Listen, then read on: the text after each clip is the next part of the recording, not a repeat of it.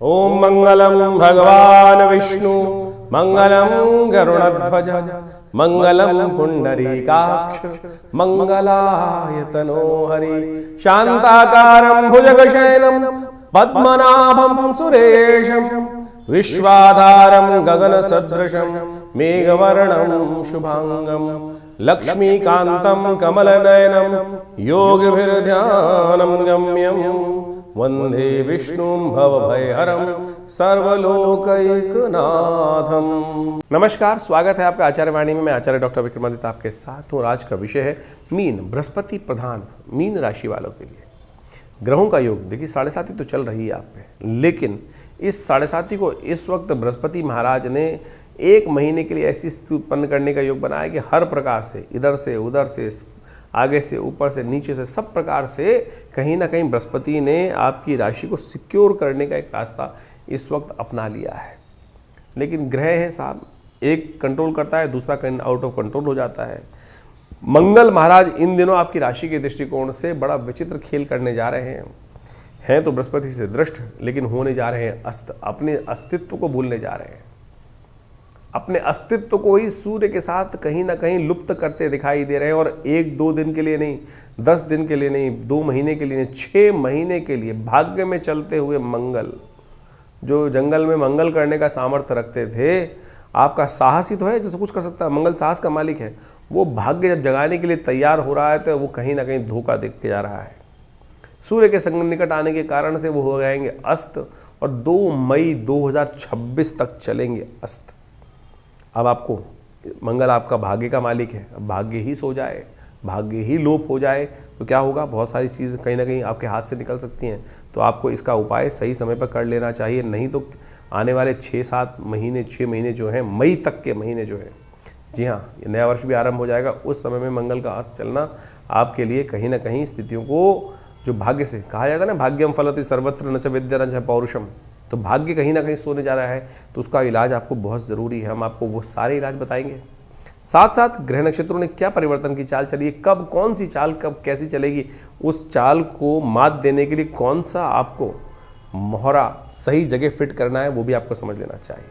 बात कर लेते हैं 1 नवंबर की, शनिवार का अवसर, 10वीं तिथि विद्यमान है, कार्तिक मास के शुक्ल पक्ष की 10वीं विद्यमान है, और ग्रह थोड़े से हल्के हैं इस दिन, ध्यान रखना। अननेसेसरी के जुर्माने, नुकसान होने के योग दिखाई देते हैं।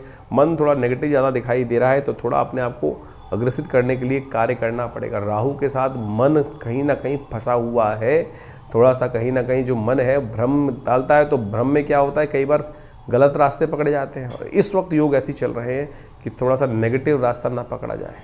सर्वार्थ सिद्धि योग है, नई तरफ चलने का प्रयास कीजिए। आशा दशमी है, भगवान विष्णु का सुंदर पूजन करें, तुलसी दल भगवान को अर्पित करने का प्रयास करें, और थोड़े से तुलसी दल रख लीजिए, अगले दिन भी आवश्यकता पड़ेगी इनकी। 2 तारीख रविवार का दिन मीन राशि वालों के लिए ग्रह नक्षत्रों का योग जो बनता दिखाई दे रहा है वो अच्छे से समझ लेना चाहिए आपको। मीन राशि वालों के लिए खासतौर पर ग्रह नक्षत्रों का प्रभाव जो हो रहा है वो आपके लिए इस दिन महत्वपूर्ण दिवस है। देवउठनी एकादशी है। गजकेसरी योग आपकी राशि में बनकर तैयार हो रहा है। आपकी राशि में एक और महत्वपूर्ण परिवर्तन होने का योग बन रहा है, वो है खासतौर पर शुक्र महाराज अपने ही घर जा रहे हैं, और ये कहीं ना कहीं आपकी राशि के दृष्टिकोण से एक सुंदर योग बनाते दिखाई दे रहे हैं। ऐसे में यदि कुछ खास उपाय यदि आप कर लें तो आपके लिए बहुत अच्छा रहेगा।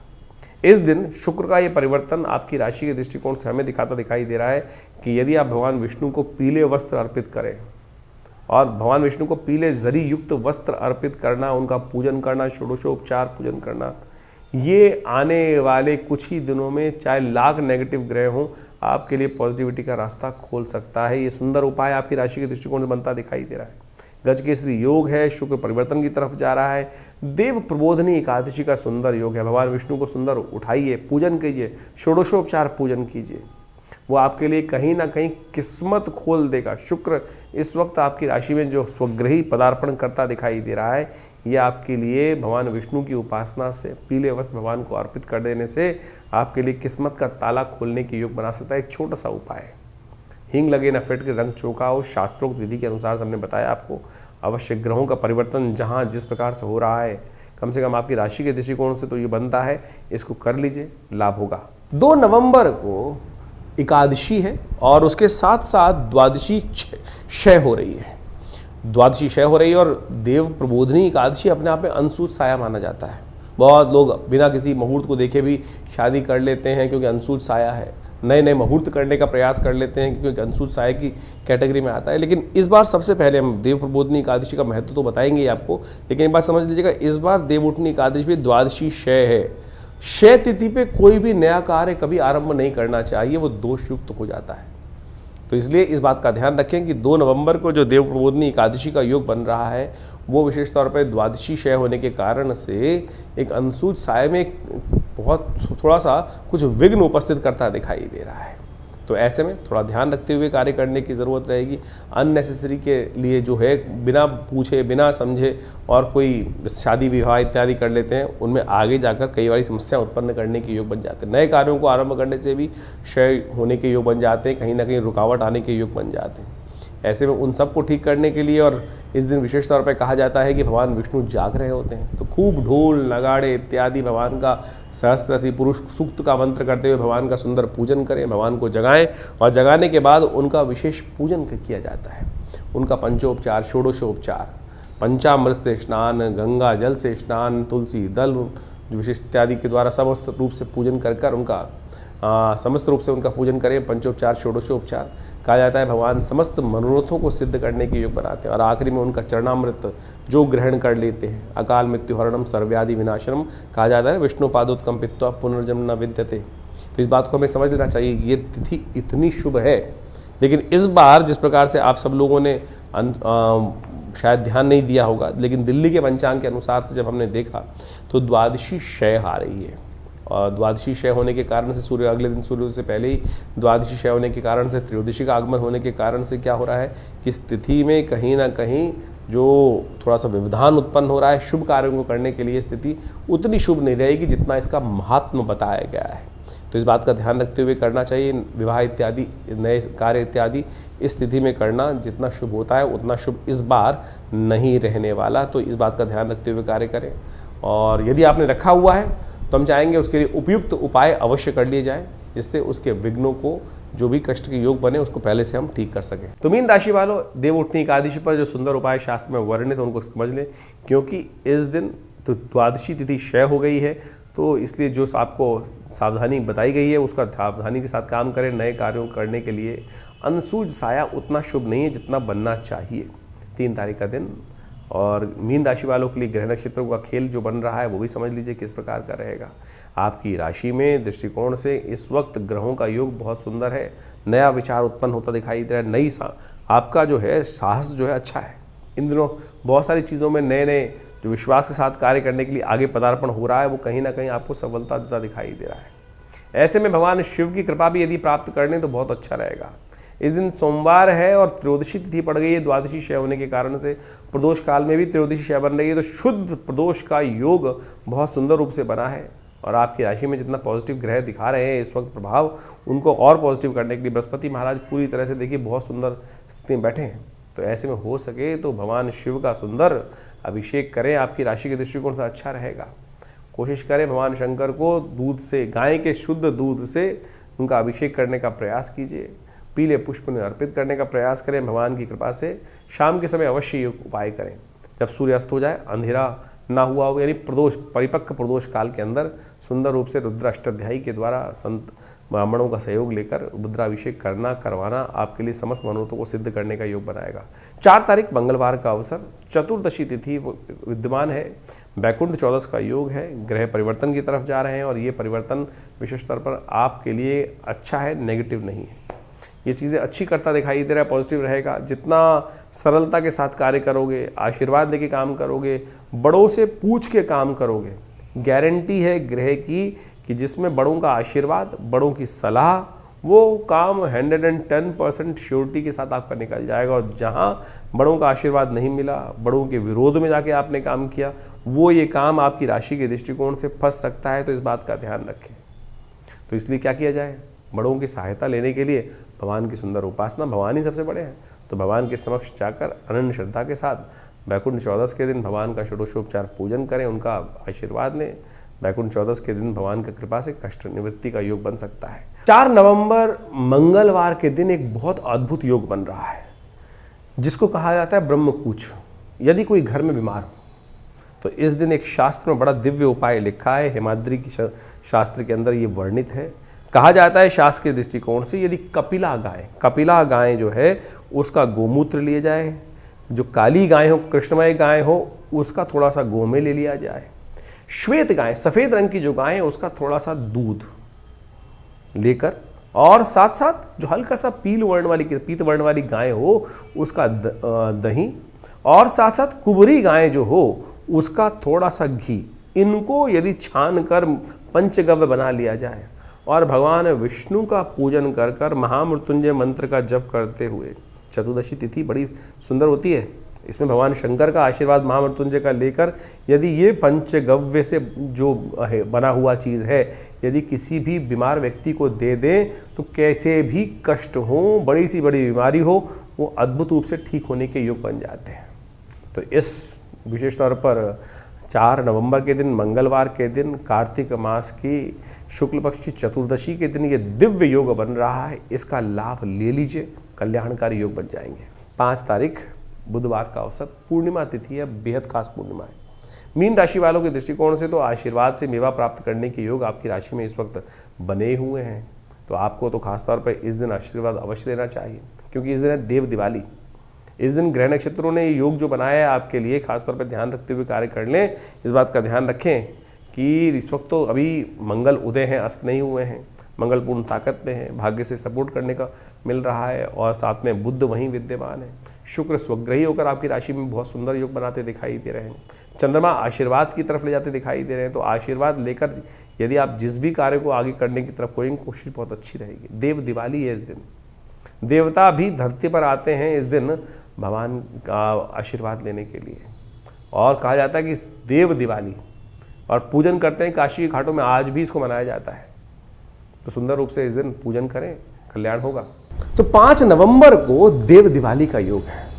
ये देव दिवाली एक ऐसा पर्व है, दिवाली तो आप मना चुके हैं अमावस्या के दिन, लेकिन वो अमावस्या की दिवाली थी जो भगवान राम के आगमन पे हुई थी।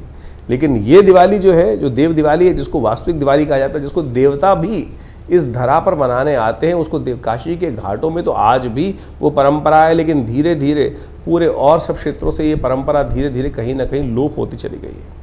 ये प्रकाश का पर्व है। गुरु नानक देव जी की जयंती भी प्रकाश उत्सव के रूप में मनाई जाती है इस दिन। तो वास्तविक तौर पर बहुत शुभ दिवस है।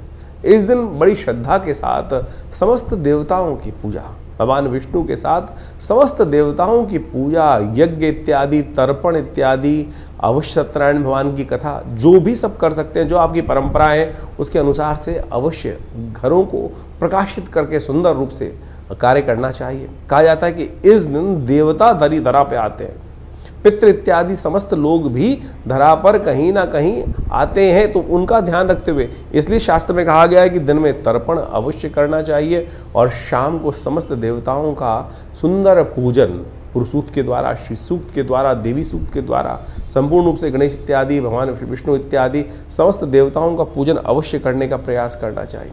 और इस कार्तिक पूर्णिमा में स्नान कर कर दीप का दान और दीप को प्रवाहित करना शास्त्र में बताया गया है। तो इसको कर लेने से कहा जाता है कि व्यक्ति के जीवन के समस्त कष्ट, चाहे कैसा भी पाप जीवन में व्यक्ति के द्वारा हो गया हो, उससे निवृत्ति का मार्ग एक दीप दान से हो जाता है। तो शाम के समय प्रदोष काल में देवताओं का संपूर्ण पूजन करने के बाद यदि कहा जाता है कि एक दीप यदि दान कर दें किसी देवस्थल में, तुलसी के आसपास, कहीं भी जाके मंदिर में जला दें, तो कहा जाता है कि संपूर्ण रूप से कष्टों की निवृत्ति का योग बनता है, और ऐसा विश्वास रखना चाहिए शास्त्र में जो वर्णित है। तो मीन राशि वालों, आपकी राशि के दृष्टिकोण से 6 तारीख के दिन ग्रहों ने एक विशेष योग बनाया है, बहुत परिवर्तन की तरफ जा रहे हैं।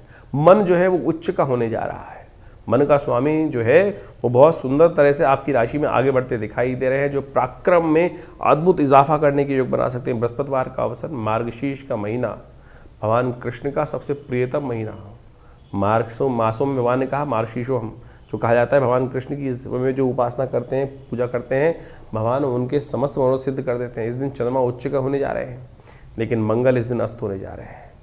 ये भाग्य का बड़ा विचित्र खेल है। ये विशेष तौर पर ध्यान देने की आवश्यकता है कि हमने कार्यक्रम के आरंभ में जिस योग के बारे में बताया था कि मंगल 182 दिन के लिए 2 मई तक के लिए, यानी 6 नवंबर से 2 मई तक के लिए अस्त होने की स्थिति में जा रहे हैं और ये भयावह स्थिति आपकी राशि के दृष्टिकोण से, जैसा कहा है ना, भाग्य एकदम कहीं ना कहीं बिल्कुल स्विच ऑफ करके बैठ जाए अपने आप को, तो ऐसा योग आपकी राशि में बन सकता है। तो ऐसे में आवश्यकता रहेगी प्रभु कृपा की, और भगवान कृष्ण का ये सुंदर महीने के पहले दिन ये कार्य आरंभ हो रहा है, तो भगवान कृष्ण का सहारा लेना आपके लिए सबसे श्रेष्ठ रहेगा। ओम दामोदराय नमः ये मंत्र इस मार्गशीर्ष महीने में सबसे श्रेष्ठ कहा जाता है कि पीले पुष्पों से भगवान की पूजा करें, पीले वस्त्र भगवान को अर्पित करें। और आपकी राशि में इस वक्त योग भी ऐसा चल रहा है कि जितना पीले का सहारा लोगे, आपके मीन का रंग ही पीला है, लेकिन बाकी ग्रह भी एक ही बात इंगित कर रहे हैं कि पीले जरी युक्त वस्त्र भगवान कृष्ण को यदि अर्पित करेंगे तो क्या मंगल अमंगल करेगा। भगवान की कृपा जहाँ पर हुई न ता पर कृपा करें सब कोई, इस बात का ध्यान रख लेना, ये उपाय कर लो, बहुत ज़रूरी है। नहीं तो मंगल इस वक्त जो है भाग्य को सुलाने के लिए तैयार बैठा है।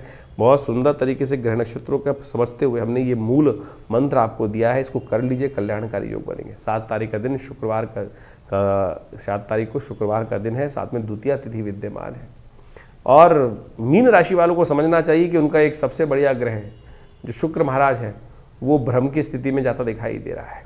तो कहीं ना कहीं आपके मन में मस्तिष्क में सही मार्ग को चलने में भ्रम की स्थिति उत्पन्न करने के योग बन सकते हैं। और ध्यान रखना, राहु भ्रमकारी है। मंगल जो शुक्र है वो इस वक्त राहु के नक्षत्र में प्रवेश करता दिखाई दे रहा है, स्वाति के नक्षत्र में प्रवेश करता दिखाई दे रहा है। और यदि भ्रम में आप चल गए ना तो ऐश्वर्य भी लूज कर दोगे, सबसे बात ध्यान रखने की ज़रूरत है। और बने बनाए कार्यों में मंगल वैसे ही अस्त चल रहा है, हो गया है 182 दिन के लिए।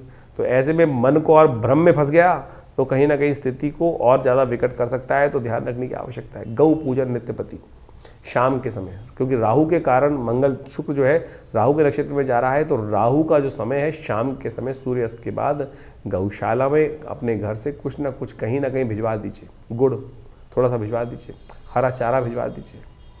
और यदि स्वयं कुछ भी जाके खिला के सके तो जितना ये उपाय करोगे उतना बढ़िया आपके लिए स्थिति को नेगेटिव से पॉजिटिव करने में रास्ता प्राप्त होगा। 8 तारीख शनिवार का अवसर, तृतीया और चतुर्थी तिथि का योग है। चतुर्थी इस दिन क्षय हो रही है और ग्रह परिवर्तन की तरफ अग्रसित होते दिखाई दे रहे हैं। और ये परिवर्तन थोड़ा स्वास्थ्य के मामले में भारी पड़ सकते हैं। स्वास्थ्य का विशेष तौर पर ध्यान रखने की ज़रूरत है। कहीं ना कहीं एंजाइटी डिसऑर्डर, थोड़ा सा मनोमस्तिष्क में विचार जो भूल जाना, जिद पकड़ लेना, ऐसे योग आपको परेशान करते दिखाई दे रहे हैं। चतुर्थी तिथि क्षय हो, चतुर्थी का योग भी इस दिन पड़ रहा है और शनिवार के दिन पड़ रहा है। तो ऐसे में मैं भगवान गणेश पर सिंदूर अर्पित करना वो आपके लिए अच्छा रहे। गणेश जी का सुंदर स्तुति कर उन पर सिंदूर अर्पित करने का प्रयास कीजिए। आपके लिए शनि महाराज का नेगेटिव प्रभाव जो इन दिनों चल रहा है, 7.5 का भी रास्ता आपको मिलेगा, बचने का रास्ता आपको प्राप्त कर सकते हैं आप। 9 तारीख रविवार का अवसर, पंचमी तिथि विद्यमान है। ग्रह नक्षत्रों के दृष्टिकोण से ये योग जो परिवर्तन की तरफ गया है आपके लिए, इस दिन पंचमी के दिन जो योग बन रहे हैं वो कहीं ना कहीं थोड़ा सा अननेसेसरी खर्चों को बचाने की ज़रूरत है। स्वास्थ्य का भी ध्यान रखते हुए कार्य करने की ज़रूरत है आपको। तो हो सके देखिए, सूर्य भी इन दिनों आपका कमज़ोर स्थिति में चल रहा है, साथ साथ मंगल अस्त हो गया है, तो थोड़ा कीर्ति में कहीं ना कहीं कमी आने के योग बन सकते हैं। भगवान सुबह सुबह जल्दी उठें, भगवान सूर्य को अर्घ अवश्य दें, तो इससे आपके लिए कहीं ना कहीं पॉजिटिव होगा, नेगेटिविटी दूर होने के योग बनेंगे। 10 तारीख का दिन महत्वपूर्ण परिवर्तन का बन रहा है मीन राशि वालों के लिए, क्योंकि इस दिन आपकी राशि के दृष्टिकोण से पंचांग को समझें। सोमवार का अवसर, षष्ठी तिथि विद्यमान है। चंद्रमा परिवर्तन की तरफ जा रहे हैं और बुध भी परिवर्तन की तरफ राह पकड़ते दिखाई दे रहे हैं। बुध इस दिन आपकी राशि के दृष्टिकोण से भाग्य में चलते हुए वक्र स्थिति बनते दिखाई दे रहे हैं। तो हो सकता है कई बार आपको समझते हुए ऐसा लगे कि हम जो सही रास्ते पे चल रहे थे उसमें कहीं ना कहीं विघटन है, और वो कहीं ना कहीं थाली के बैगन की तरह स्थिति कई मामलों में हो सकती है। करें ना करें, दुविधा, हर कार्य को करते हुए कहीं ना कहीं मनोमस्तिष्क में दुविधा का योग बनता दिखाई दे रहा है। लेकिन बाकी नक्षत्र ग्रह परिवर्तन की जो है वो एक बात कहते हैं आपकी राशि के दृष्टिकोण, क्योंकि चंद्रमा परिवर्तन की तरफ चला गया है और वो कह रहा है कि निर्द्वंद भाव से आगे बढ़ो। लेकिन बाकी सब ग्रह मनोमस्तिष्क में, चाहे शनि हो, चाहे बुध हो, चाहे मंगल हो, चाहे वो शुक्र राहु के साथ हो, तो ये राहु की युति में हो, राहु के नक्षत्र में हो, वो कहीं ना कहीं भ्रम हर चीज़ में डाल रहा है। तो भ्रम त्यागो, जिस रास्ते पर हो सही हो, अड़ो मत, फ्लेक्सिबल अप्रोच लेकर कार्य करने का प्रयास करो, यही उपाय सबसे श्रेष्ठ रहेगा। तो आपने जाना ग्रहों का किस प्रकार का योग आपके लिए बन रहा है। वैसे आपको ज्योतिष के दृष्टिकोण से इस बात को भी समझ लेना चाहिए कि ग्रहों का योग तो परिवर्तन की तरफ हमेशा जाता ही है, लेकिन अभी जिस प्रकार का नवंबर के महीने में परिवर्तन ग्रहों का योग बना है, सबसे बड़ा परिवर्तन यदि देखें तो मंगल का है। मंगल अस्त होने जा रहे हैं। स्वग्रही राशि में विराजमान होकर जिस प्रकार से मंगल शनि से पीड़ित होकर चल रहे थे, मंगल लगता था कि बहुत बड़े कार्य को करने के लिए इस वक्त आए हैं और पूर्ण शक्ति में लेंगे, लेकिन ज्योतिषीय दृष्टिकोण से यदि देखा जाए तो मंगल करीब करीब 6 महीने के लिए अस्त अवस्था में चले जाएंगे, सुषुप्त अवस्था में चले जाएंगे, कुछ कार्य नहीं करेंगे। ये बड़ी विचित्र स्थिति है और ऐसे में आपको पुरुषार्थ करना पड़ेगा। पुरुषार्थ वाले काम बिना, देखिए कहा जाता है ना, बिना प्रयास के तो कुछ भी नहीं मिल सकता। उद्यमे नहीं सिद्धंति कार्याणि न मनोरथे नहीं सुप्तस्य सिंहस्य प्रविशन्ति मुखी मृगा। ये बात बाल्यकाल में बच्चों को पढ़ाया जाता है कि उद्यम करने से ही, प्रयास करने से ही कुछ मिल सकता है। यदि शेर भी सोते हुए सोचे कि मेरे मुख में, सोचता वो यही है कि मैं मुंह खोलूं और उठना कहीं जाऊं ना, अपने आप हिरन मेरे मुंह में आ जाए, ऐसा हो नहीं सकता है। उद्यमे नहीं सिद्धंति। तो इस बात का ध्यान रखिए, इस वक्त मंगल आने वाले 6 महीने तक, यानी मई तक, इस नवंबर से लेकर मई तक मंगल बड़ी विचित्र अवस्था में चले गए हैं। और ये अवस्था मंगल की जब होती है तो कई बार नेगेटिव कार्य बहुत ज़्यादा होने के योग बन जाते हैं, नेगेटिव मानसिकता बहुत ज़्यादा होने के लग जाती है। ऐसे में विश्व के पटल पर जो भी उठापटक के योग पिछले पूरे वर्ष से जो स्थिति चल रही थी, उसमें एक भयावह परिवर्तन आने का योग भी बन सकता है। जी हाँ, कुछ जो भी उपद्रवकारी योग चल रहे थे, जिस प्रकार से कुछ उपद्रव लगातार विश्व में कई जगहों पर चल रहे थे, वो और भी भयावह स्थिति में जाने के योग बनते दिखाई देंगे। तो ऐसे में आप अपने मंगल को ठीक करने के लिए लगातार इसको, अपने बल को, क्योंकि मंगल जो वास्तविक तौर पर व्यक्ति का शौर्य है, व्यक्ति का उत्साह है, साहस का प्रतीक है। और आपकी राशि के दृष्टिकोण से जैसा हमने समझाया कि मंगल का जो प्रभाव आपकी राशि में होने जा रहा है 100 आने वाले 80 दिन तक, उसको आपको संभाल के रखना पड़ेगा। लगातार कुछ ना कुछ कार्य मंगल को शक्ति देने के लिए करते रहें। अब आपकी कुंडली में मंगल की स्थिति क्या है? जिन जातकों की कुंडली में मंगल नीच के हैं, मंगल अशुभ प्रभाव उत्पन्न करते हैं, मंगल अशुभ है, बद है, जो जैसे ज्योतिष के बहुत सारे शास्त्रों में कहा जाता है मंगल शुभ या अशुभ, कुंडली में ये देख के एनालाइज करना चाहिए। और ये कुंडली को देखे बिना राशि के दृष्टिकोण से नहीं पता चल सकता है पूरी तरह से। तो उनके लिए खासतौर पर आपके बच्चे जो हैं, नए नए पढ़ रहे हैं, कई क्षेत्र में कार्य कर रहे हैं, ऐसे में क्या होता है, जब मंगल खराब स्थिति में होते हैं तो बच्चे क्या होते हैं, नेगेटिव तरफ, गलत कार्य की तरफ और तो और एडिक्शन की तरफ भी चले जाते हैं। इस मानसिकता से आपको ध्यान रखना पड़ेगा। तो ऐसे में जब साहस, जब जीत नहीं मिल रही होती है अंदर, जो विशेष तौर पर प्रयास करने के बाद भी हतोत्साहित जितना मन होता है ना, तो उससे कहीं ना कहीं व्यक्ति टूट जाता है। और ये ग्रहों की वही स्थिति है। तो इस वक्त अपने ग्रहों को सही समझकर, जन्मपत्री को अच्छे से एनालाइज कर दशाओं अंतरदशाओं की स्थिति को समझते हुए अपने कार्यों को ठीक करने की ज़रूरत रहेगी। नहीं तो आने वाले 6 महीने मंगल का जो नेगेटिव प्रभाव है, और शनि पूर्ण ताकत में इस वक्त, क्योंकि वक्री से मार्गी भी हो जाएंगे, पूर्ण ताकत से आगे चलेंगे। बृहस्पति ने जो सपोर्ट दिया है वो परिवर्तन का, वो अब जब परिपक्व काल आ रहा है तो उसमें मंगल वहाँ साथ छोड़ते दिखाई दे रहे हैं। तो आपको मंगल को लगातार ताकत देने की ज़रूरत रहेगी। ऐसे में विशेष तौर पर कुछ समय समय पर जो प्रयोग हैं वो आप अपनी राशि के अनुसार से सही से समझकर सही रूप से करते रहेंगे तो वो आपके लिए बहुत अच्छा रहेगा। और ज्योतिष को इस प्रकार समझना चाहिए, गोचर में ग्रहों का परिवर्तन समय समय पर होता रहता है, और जिन जिन लोगों ने उन ग्रहों की अवस्थाओं को समझकर जो समय के अनुसार से उपाय कर लेते, मैंने बहुत बार देखा आपने कि व्यक्ति को बचाया जा सकता है, नुकसान से बचाया जा सकता है, समझ दी जा सकती है, लेकिन आप उसको एक्सेप्ट कर समय के अनुसार चले तो अच्छा रहेगा। बहुत सारी चीज़ें कई बार जो होती हैं वो बहुत नेगेटिव चली जाती हैं। तो कोशिश ये करें, इन ग्रहों को समझकर आप अपनी राशि के अनुकूल से उनका परिवर्तन का जो उपाय शास्त्र में बताया गया है उनको करते रहें। राशि तो हम मूलतः बताते हैं, लेकिन जन्मपत्री का एक इतना शोध विशेष तौर पर देखने की आवश्यकता है कि अंदर क्या स्थिति चल रही है, उसको अच्छे से एनालाइज करवाएं, देखें, समझें, और फिर जो जो उपाय आपको बताए जाएं करिए। रक्षा होगी, कष्ट से निवृत्ति का मार्ग अवश्य बनेगा। ज्योतिष केवल वो नहीं है कि आप डायग्नोज करने, उसका रेमेडी एस्पेक्ट नहीं है, उसका मंत्र विज्ञान, यंत्र विज्ञान, यज्ञ विज्ञान, रत्न विज्ञान और अनेक प्रकार के दान, मंत्र जप इत्यादि इतने उपाय शास्त्र में वर्णित हैं। उन सबको कर समय को बदला जा सकता है। जी हाँ, समय को बदला जा सकता है, वही ज्योतिष का लाभ है। तो इसको सच्चे समझ लें। तो आशा करते हैं आप अपने ग्रहों के अनुसार से प्रभावों को समझते हुए अपने आप की जो रक्षा कवच छाते आपको चाहिए वो सब आप समय पर ये उपायों के माध्यम से जनरेट करेंगे, उपाय उपयोग करेंगे और अपने जीवन में अपने परिवार के लिए शुभ मार्ग बनाने का सुंदर रास्ता बनाते रहेंगे।